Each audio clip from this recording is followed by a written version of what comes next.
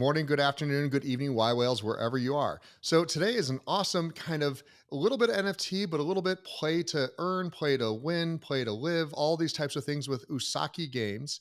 And I've got Jay Shapiro here with me now. And so Jay, let's just go ahead and right into it. Where do you come from? And I'm going to guess that this is, is this your first NFT project, or kind of what brought you into wanting to do a really large, a really big scale gaming operation? Yeah, sure. So thanks so much for having me. So my name is Jay Shapiro. I'm the CEO and founder of Usiku Games here in Nairobi, Kenya, in Africa. Uh, excuse me. And no, I'm pretty new to the Web3 world, if you will. Sort of about a year ago, I knew nothing. As many of us did, I think.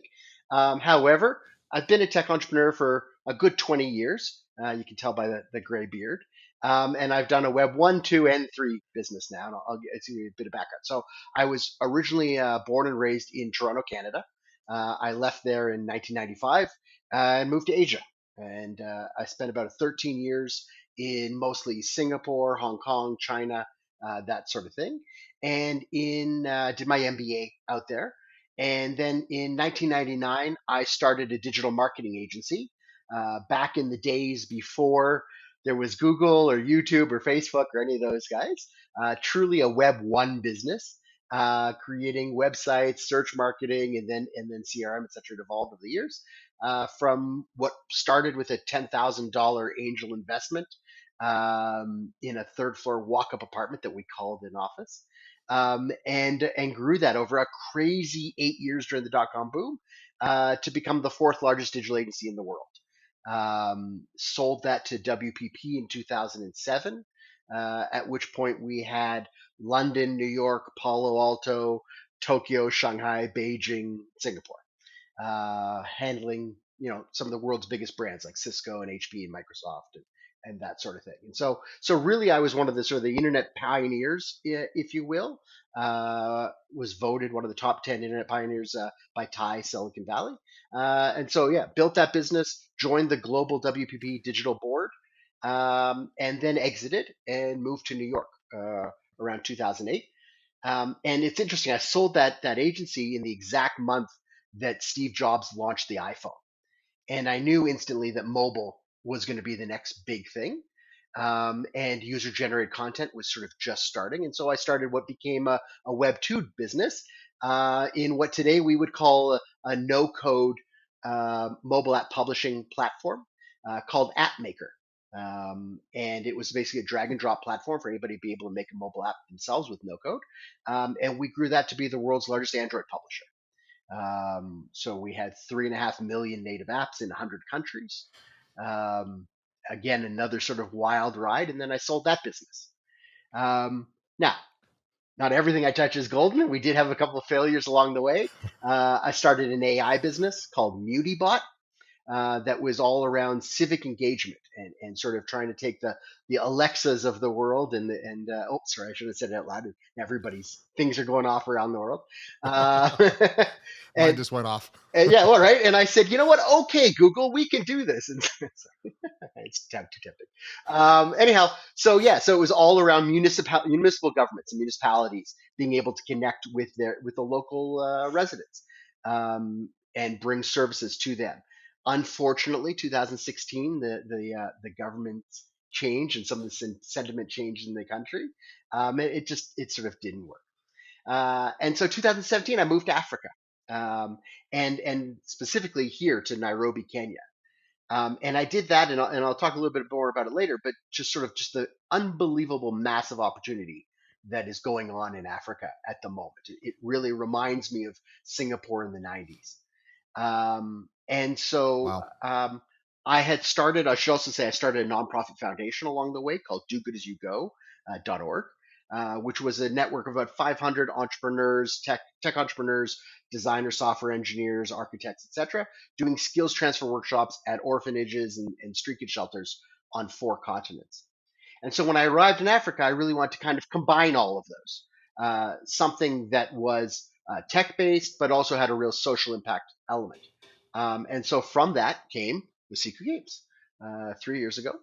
And we are a social impact game developer. So, you've done the marketing aspect of this. You understand, the way Web one, the foundations of everything there, and clearly Google and everyone else. And being a developer for kind of the no code, WYSIWYG development of Android and probably a little bit of other mobile OSs as well. Yep. You clearly have an understanding there. What was when you wanted to add AI in? What was the problem you were trying to solve? What was the thing that you couldn't get done, that just kind of felt like it was out there with AI? And that's been really a theme that's gone all the way through my career, right? Um, I have a computer science background myself. I love new gadgets, and I'm sort of Yeah. on the bleeding edge. But I'm not normal. I know that, right?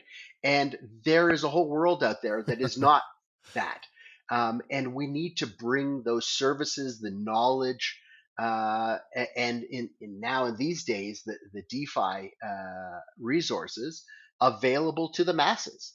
And so that's what I love is projects that do that. And so the AI was really about going through WhatsApp, through Facebook Messenger, through the in-home agents, and trying just to make it easier for people to be able to find out, how do I get a building permit? How do I report a broken street light in my neighborhood? That kind of thing. So helping again bring advanced search, which is essentially predictive search, a little bit Absolutely. type of stuff. Absolutely. And Very and I cool. and I truly believe, if we go back to the movie 2001, 1968 or something like that, that form of ubiquitous Yeah. computing is absolutely what we're moving towards now. And it's wild that that he predicted it so early.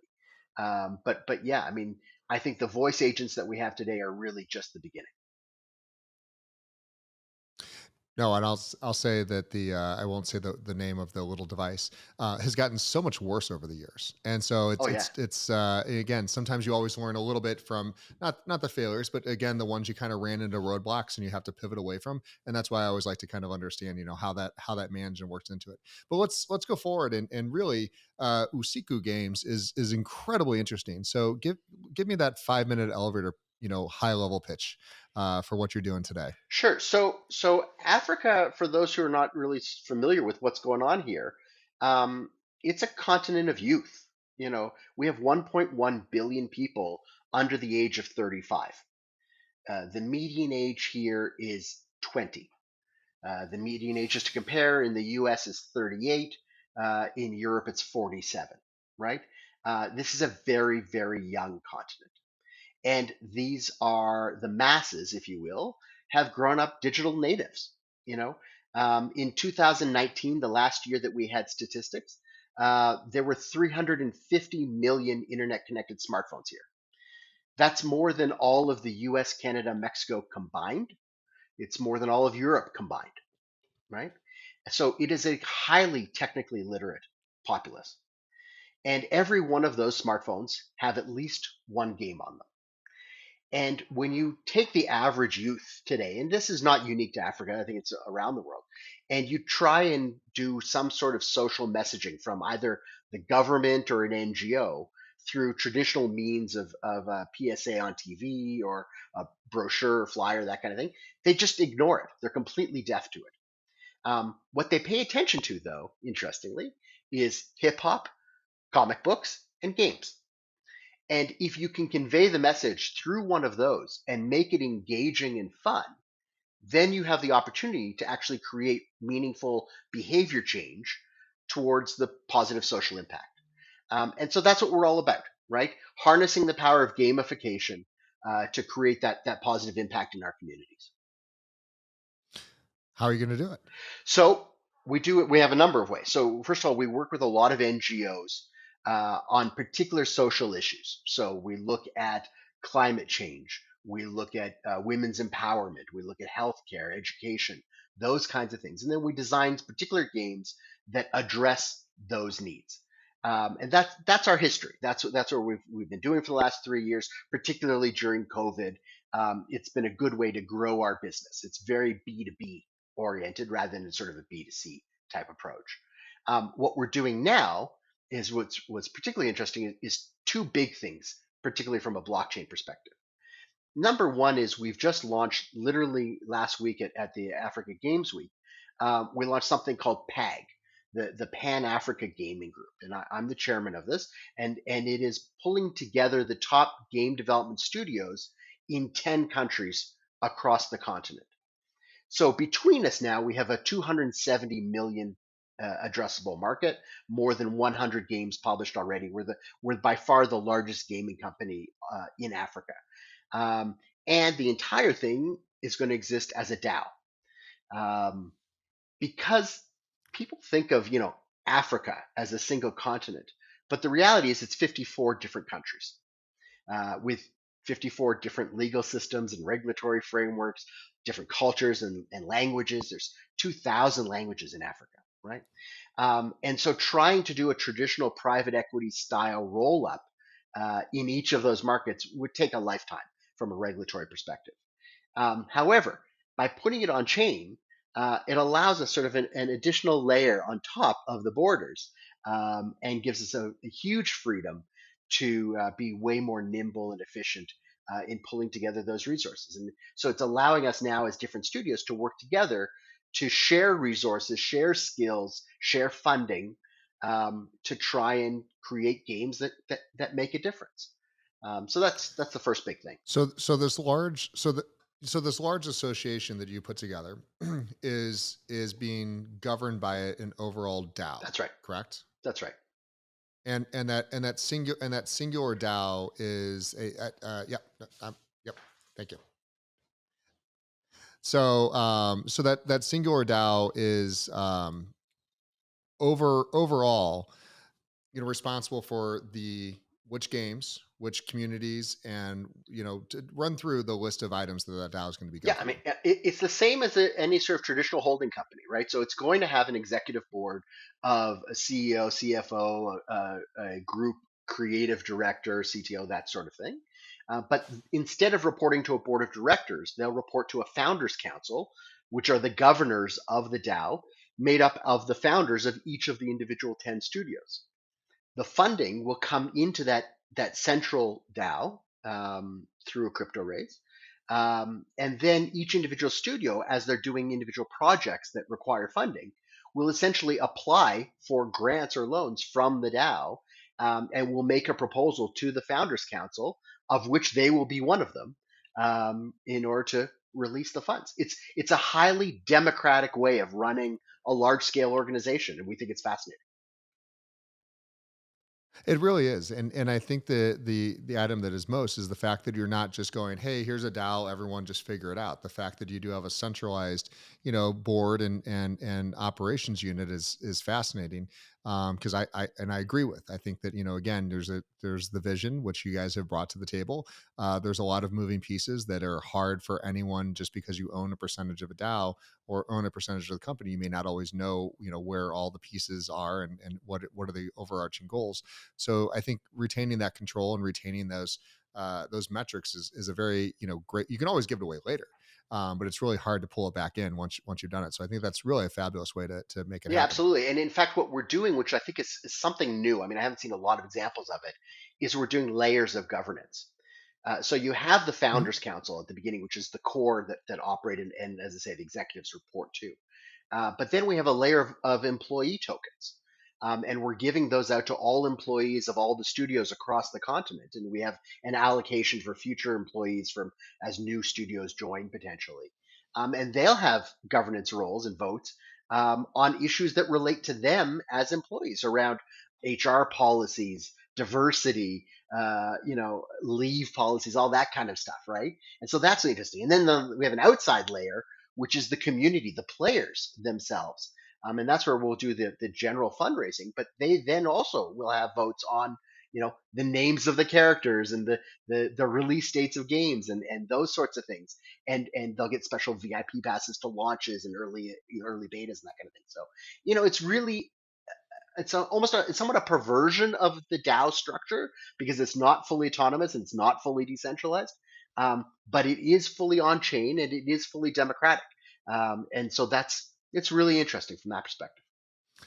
I would actually argue that. I think you are absolutely decentralized and autonomous. I don't ever remember reading the rules that it has to be chaos with no clear leader.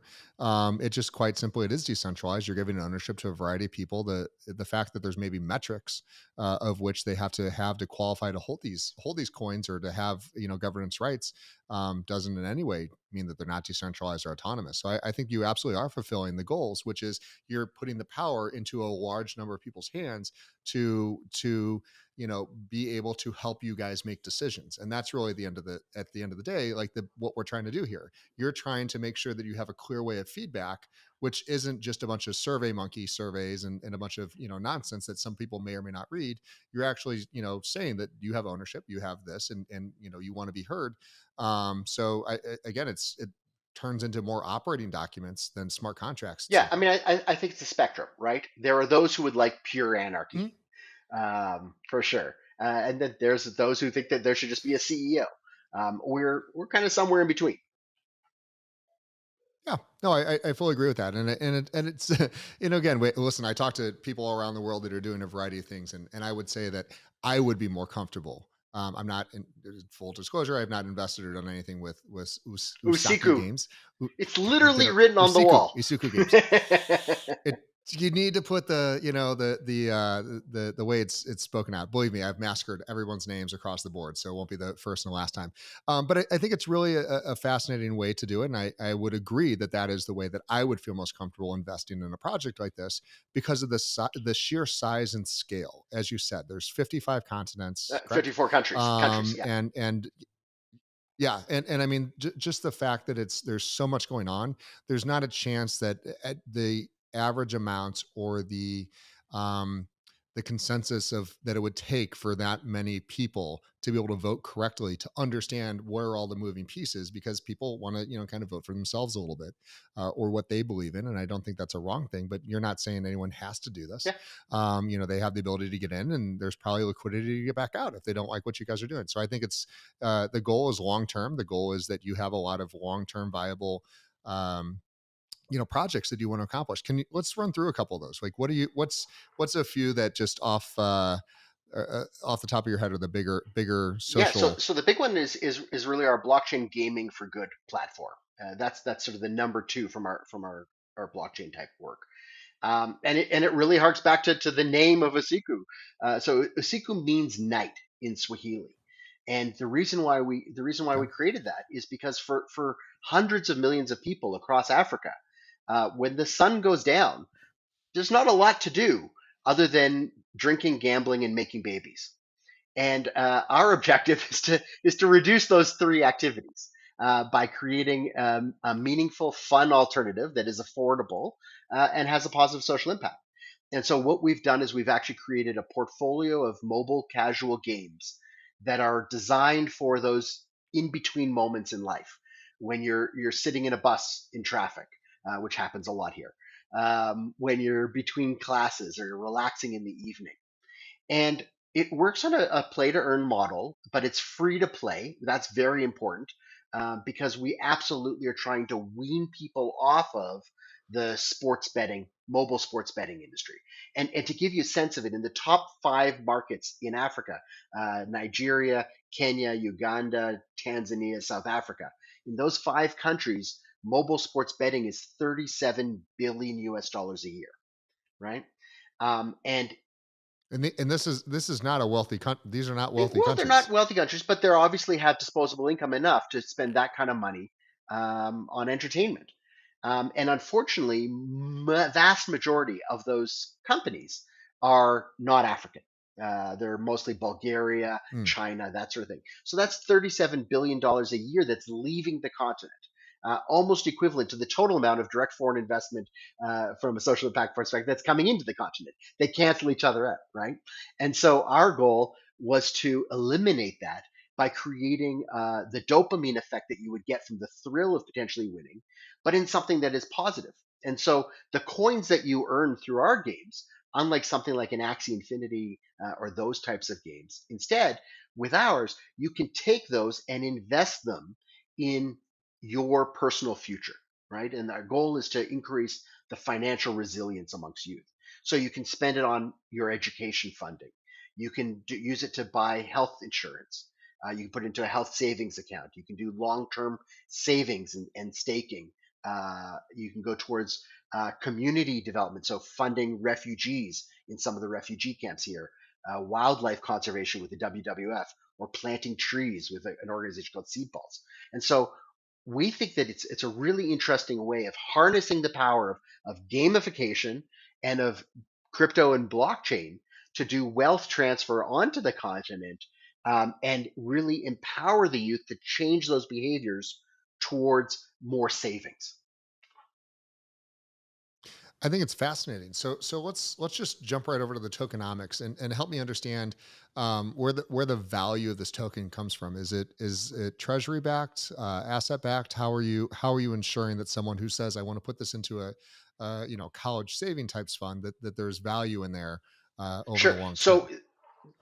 there's two tokens that we need to talk about, right? So we have the public floating token, what we call Usiku coins, and those are what we're offering on the public market to crypto investors around the world. They have deflationary economics built into them, and will appreciate in value as they get increasingly scarce. And they receive income through the platform operating. We're doing NFTs and that sort of thing, right? And so, So real yep. quick as a pause there, when you're saying they're receiving income, how are you putting value into these tokens from So the what we're the doing is we're revenue? doing token buybacks, and what we buy we Okay. burn, which decreases the pool, Okay. or creating those funds available to the token holders to buy more tokens if they want to double down on the portfolio, right? Okay. At the same time, Okay. we Thank often you. get paid by large NGOs, German government, UK government, that sort of thing, to build, as I said before, the specific bespoke games for particular social impact projects. Those funds, what we'll do is we'll use those to buy and burn tokens, putting more liquidity into the platform, funding the development of the games, and reducing the pool of tokens. So that's sort of how some of that works. Then there's a second token, which is the stable coin, if you will, which is the in-game economics of what the players actually are winning as they play. Um, what's interesting is that for every dollar, call it a dollar, that we raise from ETH or Bitcoin or whatever it may be, coming in to purchase the Usiku coins, 50% of that goes directly towards minting the stable coins, which then get used in the games. Those coins in the games then are what the players are winning as they're uh, making achievements in the games. So as they level up, as they beat certain bosses, that sort of thing, they're winning coins. Those coins then go into their personal wallet, which then, as I say, can be spent only on social beneficial spending.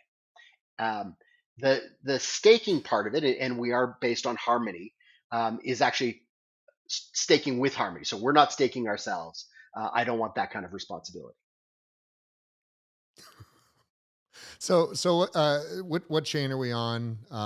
What kind of multi-chain? What's the technology Yeah, so we're stack starting with look like? Harmony. Harmony have been big Okay. supporters of Africa. Similarly, Cello are here, very involved in social impact.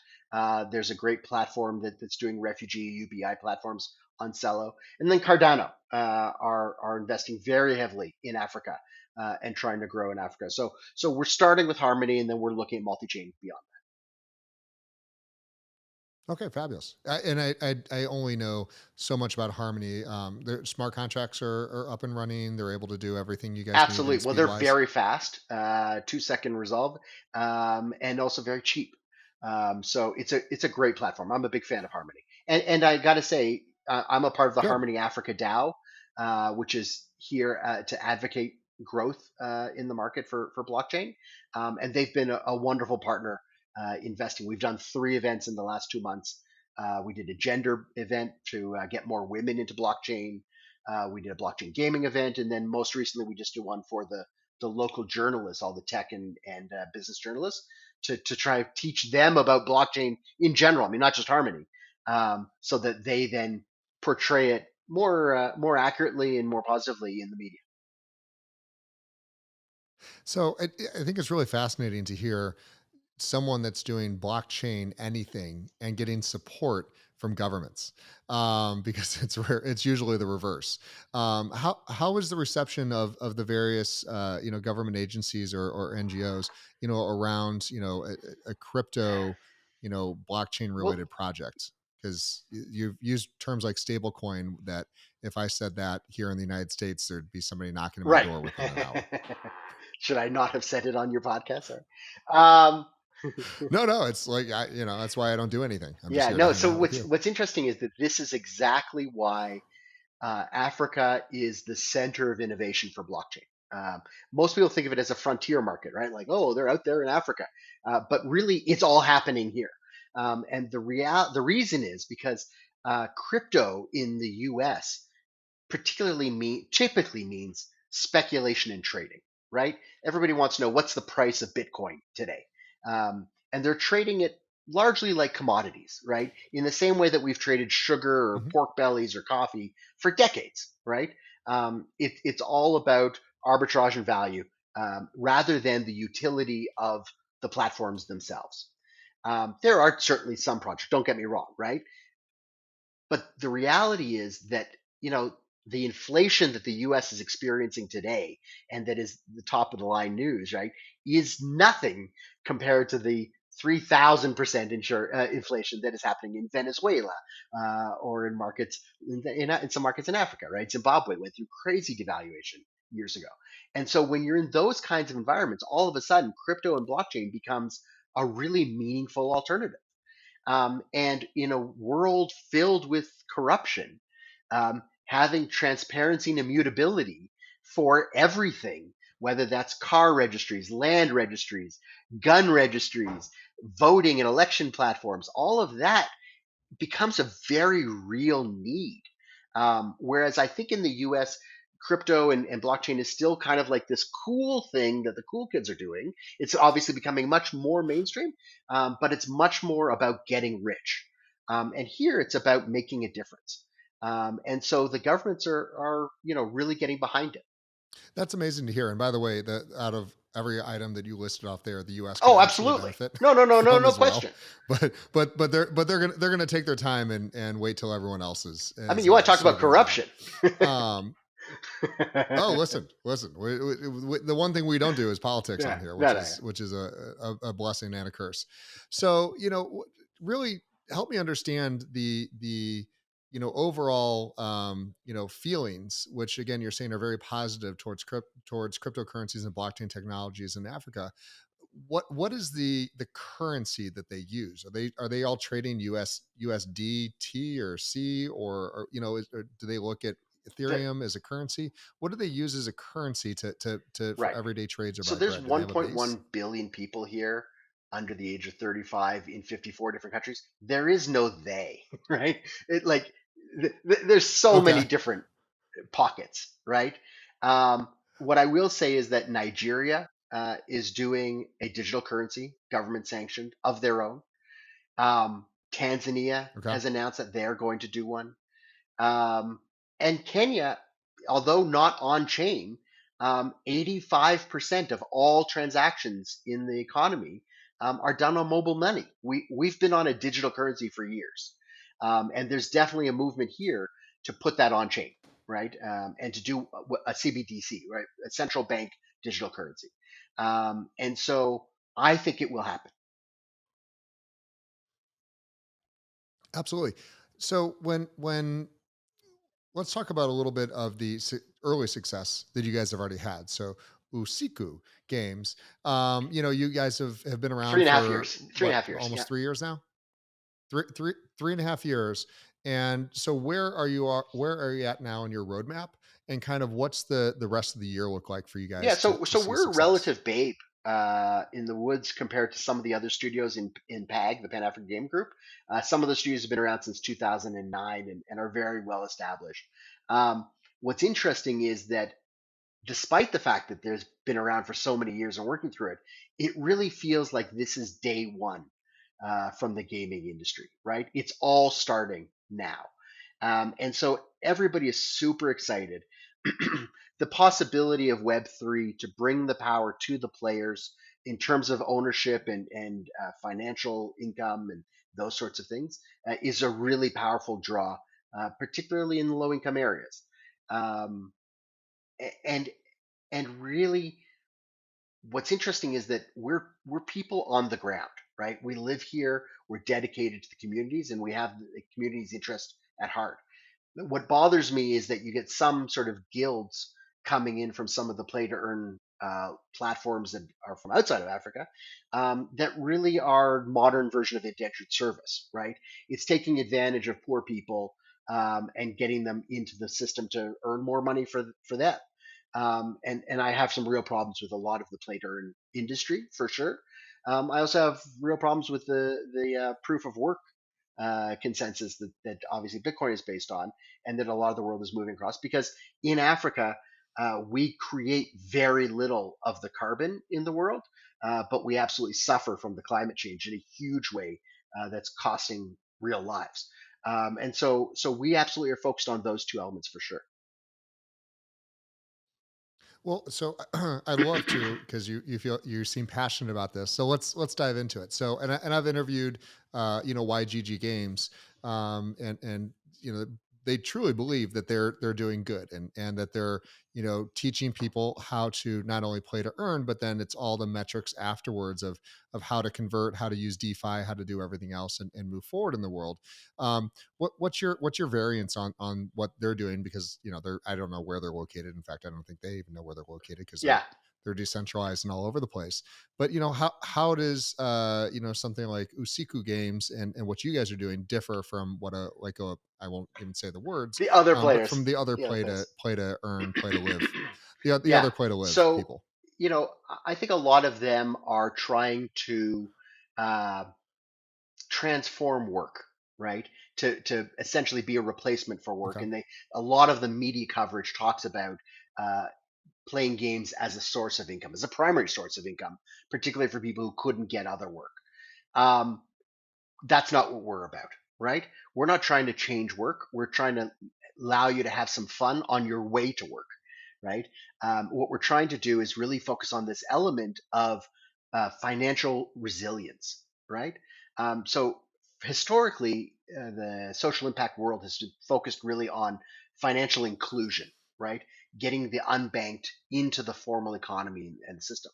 Well, that's great, but the problem is no matter how much you're in the system, if you break your leg and you can't go to work next month, or your father gets sick with COVID, or there's a natural disaster of some sort, if you don't have any form of savings, it all collapses, right?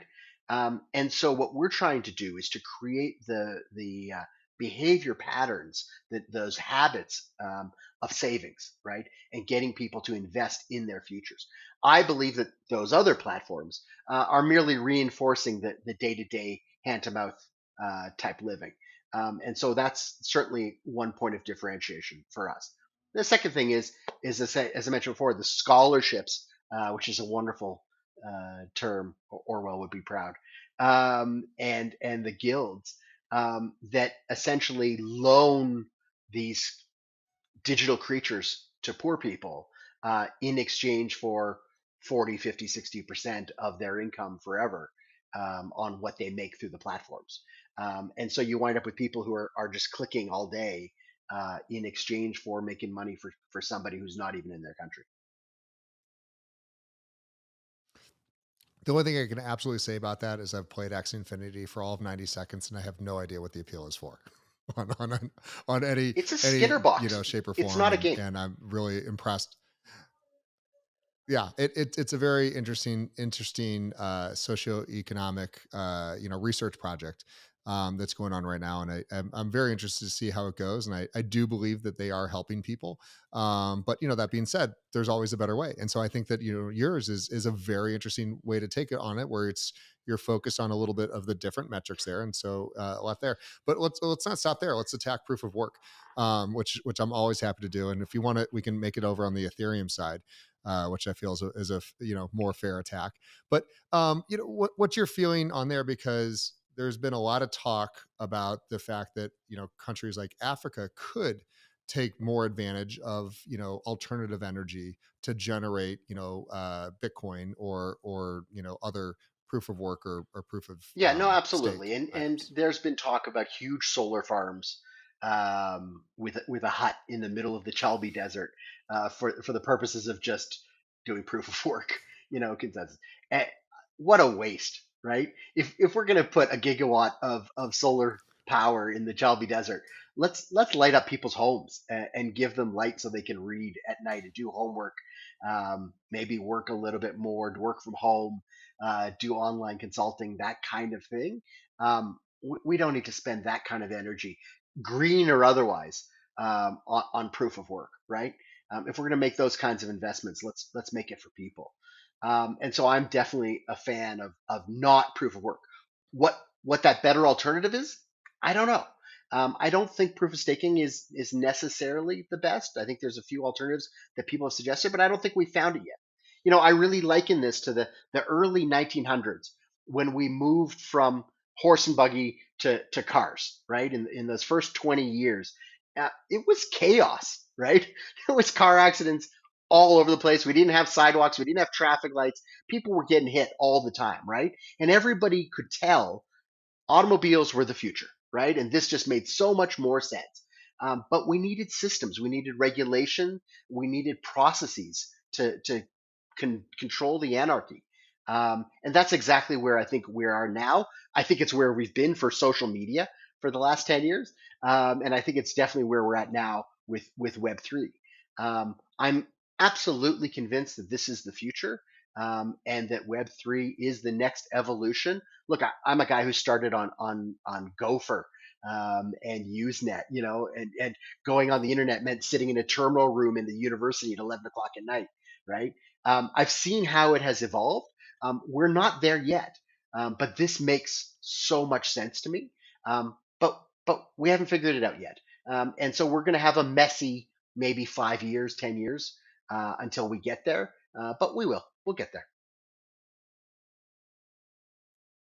What's your team like? Where are they located all again in and around the African continents, and what's kind of their background, and what size is it, and what's your needs over the Yes. next couple So we're a quarters, couple as hundred it seems like you're people growing? in 10 countries across Africa. We are growing very, very rapidly. In Usiku Games in particular, obviously we've just gone through COVID, but even still, we've doubled in size in the last 18 months, and we will probably do it again in the next 12 months. So yeah, so it's a rapidly growing. We are huge believers in African owned, African run. I'm the aberration because I'm from Canada.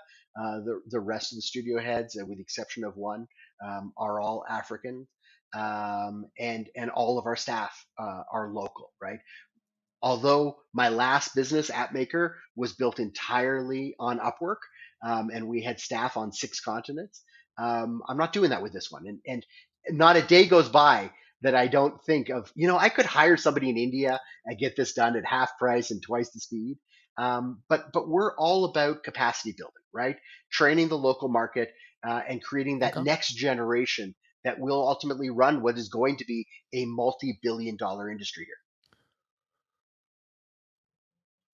So, what is the talent field look like around there? Are the schools educating? Are the universities educating in blockchain technologies? Because it's not happening So there's a in a whole variety of lot other of countries. IT development skills schools here. That's a very, very big area. What we call TVETs, technical and vocational training. Um, Blockchain, not so much. We haven't really gone there yet.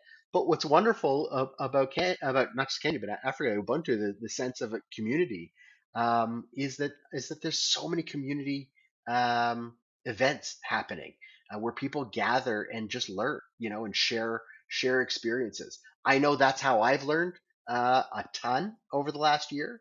And certainly organizations like YPO, and EO are huge elements of that, bringing founders together and saying, "Hey, have you considered how blockchain should fit into your business?" And converting from Web 2 to Web 3, is a huge topic here. What's the predominant chain? I We hear a lot about Cardano, in and around there because they run on a very low energy, low, resource hungry, proof of stake. Are you seeing that's kind of where they're using their Yeah, so wallets and so what they're interacting with? we have a long history here of colonialism, and it's fresh in the memories of a lot of people, and so there's a lot of distrust for international western players that opportunistically try and take advantage of the market here because of its size and just from a market perspective.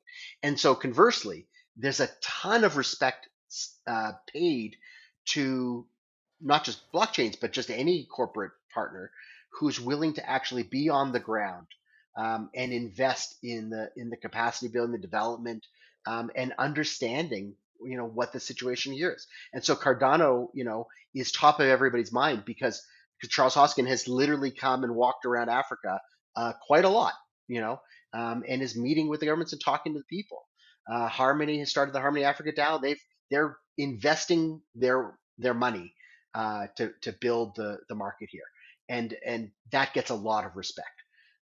So yes, USDT, USDC, Bitcoin, Ethereum. People are in all of them.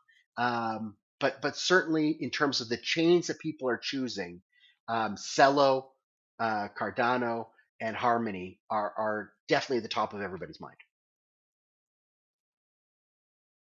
Awesome. Do you see businesses openly accepting cryptocurrencies No, as a checkout item not yet, or form of not currency? yet. No, not But yet. it's coming. Yeah, yeah, it's Okay. coming. You Getting see, it's close. not Getting necessary close. here, Getting right? close. Getting close. I'm a little bit biased because I'm in Kenya, and literally everything you do in Kenya is done through mobile money through M-Pesa, which was one of the world's leading, mobile money platforms early on. And yeah, so from paying for a restaurant to paying a taxi to paying a friend to whatever, like to paying your utility bills to paying your government taxes, it's all done through M-Pesa. I never carry cash, and nobody uses credit cards, and so it is absolutely the single dominant form of payment, and it's purely digital. So it's what I think the world will look like when crypto gets there, from in terms of retail point of sale. No, it's very interesting to hear that they've just kind of adopted an app. And I'm guessing Y- it's Yeah, a African Safaricom. based Safaricom company as runs well. it, and it runs on USSD. And I suspect in the US, I don't know if you know what USSD is, but that runs on those feature phones, the old Nokia phones, as well as smartphone apps on iPhone and Android. Yep. Yeah, no, I knew it's a relatively old protocol, but Well, I there's forgot 700. exactly what it is. So Yeah, there's it's an old 750 version of million Telecoin. feature phones still in Africa. So it's big. Wow, It's a big priority here. Those are going away, by the way, very quickly, wow, but that's but very still, very cool. they're there. Like, listen, it's everyone's grandma still has her feature phone, and she's not going to give it up anytime soon. Except with the median age, again, 1920. I mean, that's honestly, it's terrifying more than anything else to have that young of a population, and so much change. That's constantly going on. So I think you're right. You will see a very progressive, very different society coming out of Africa faster than anywhere else for adoptions like Yeah, cryptocurrency and blockchain. It's a very interesting, the kind of average person thesis on the or way continent to is look at younger than this. Facebook. Wow. So Jay, and again, fabulous name. Usiku is absolutely doing some really adventurous and amazing things that I think that is going to take years for you to fully realize the results of this and be able to kind of fully understand the breadth of what you've built. Is there thoughts of moving outside of the continent of Africa, or you feel very confident that you have all the people and all the resources you need inside Yeah, those one yeah. point No, we're here. X We're here. billion This is people our out home, there? and this is where I think the future is realistically, and certainly in the gaming industry, which is a $200 billion industry now. There's this need for constant growth.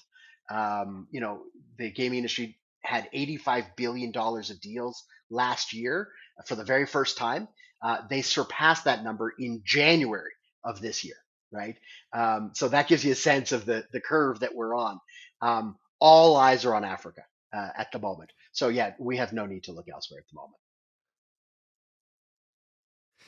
And it would be an absolute, such a huge win to see that the continent, become a leader of blockchain, in variety of asset We classes have we kind of come and already gone are. and left, We due to all we corruption and due already to a are. variety of things. Yeah, good. Well, I hope it's the worst kept secret then, and everyone keeps pushing in there because we've interviewed a number of blockchain companies in and Yeah, around the Kenya's continent. Kenya's So the I'm number two super country excited about it. globally in What terms else? of peer to So peer crypto transactions. that's amazing. That's amazing. So while we're talking about Africa, who else is developing there? There's obviously got to be a crypto hub building. What other Yeah, so projects of your there's friends would you there's like so to much going give a on, and shout out I've to? learned so much from them over the last year. One of my real favorites is a platform called Kotani Pay, Kotani, Kotani Pay, and they've partnered with Cello and with Impact Markets.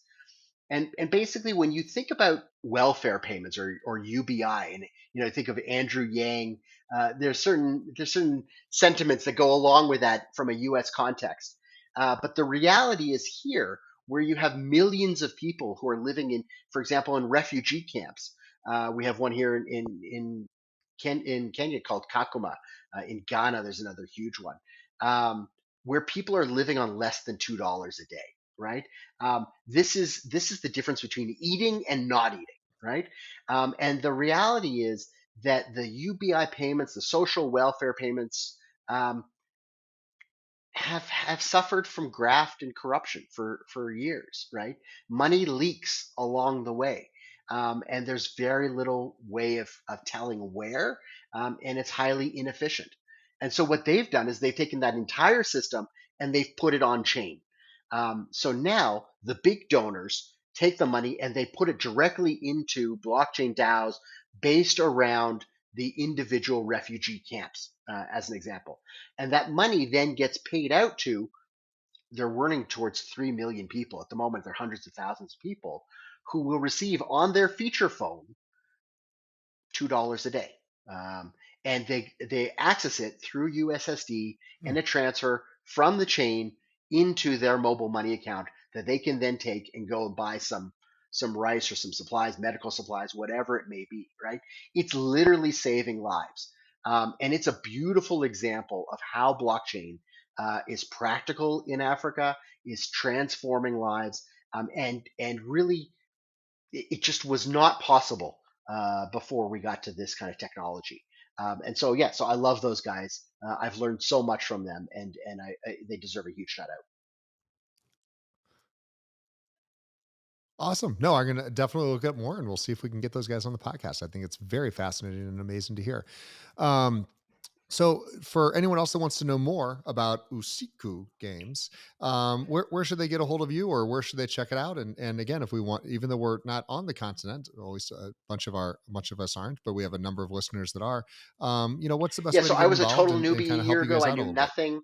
I've learned so much. I'm happy to share what I've learned. I know everybody else is just coming along, and I think pay it forward.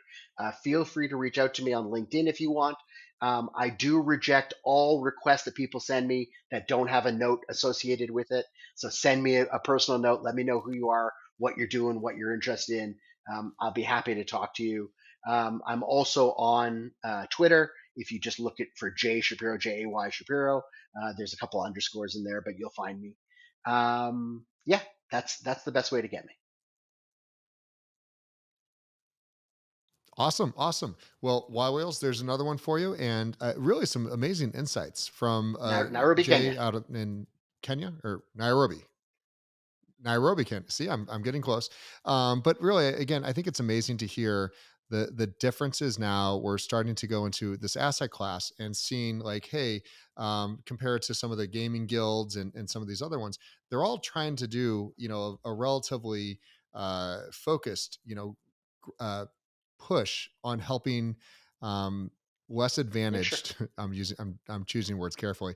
Less advantaged people from around the world, but coming at it from a variety of different ways. And I think the fact that there's now choices, and then you can look and say, does Usiku make sense to you to donate or to get involved in their games there, or a variety of others, really is indicative of the growth that we need and the maturity we need in this asset class to continue to get really smart people like Jay Shapiro here, as well as others, to focus on finding other ways than just blindly donating money and then the hopes that it goes in the correct ways.